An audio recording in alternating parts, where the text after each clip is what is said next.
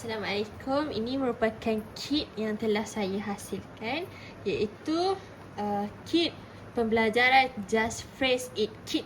Okay, disediakan oleh saya sendiri, iaitu Nur Hanania Farid Habib Aziz, pada unit ke-1. Okay, dalam kit ni kita boleh buka apabila guru mengajar. Okay, dalam kit ni pertama sekali kita akan sediakan papan skrin yang mengandungi velcro.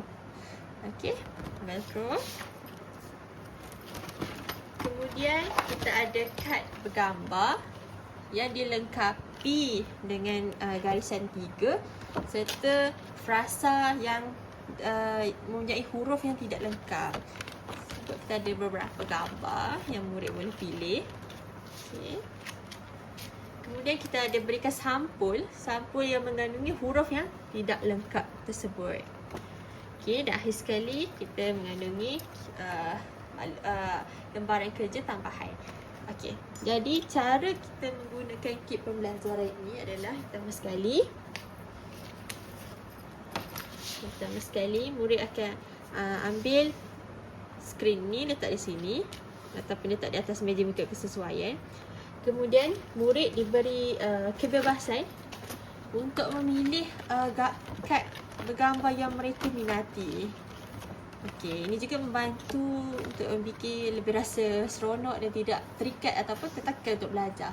Contohnya, saya akan pilih gambar ini. Okey, jadi ini merupakan mesin pencetak. Okey, kemudian murid akan menampal ada velcro tersebut ketampal pada skrin ini.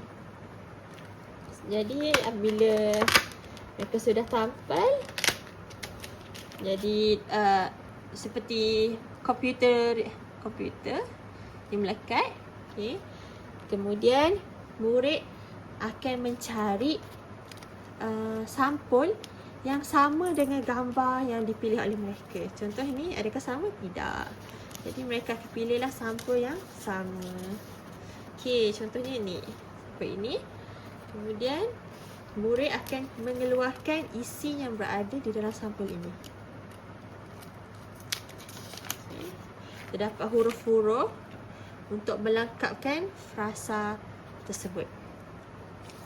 Okey, baiklah. Jadi murid perlulah menyusun dahulu di bawah. Huruf tersebut juga huruf ini juga mengandungi velcro untuk dilekatkan. Okey, jadi murid menyusun dahulu huruf K, huruf T, huruf P, E, N, E, dan S. Okay, jadi murid juga telah diberi penerangan awal tentang tema tersebut. Jadi murid telah mengetahui bahawa tersebut adalah mesin pencetak.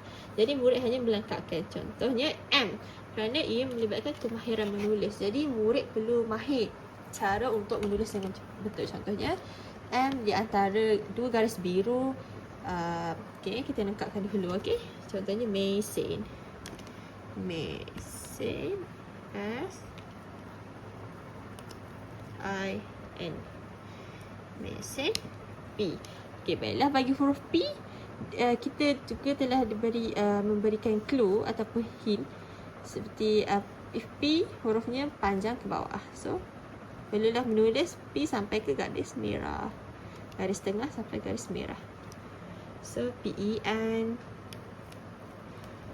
Okay, CE.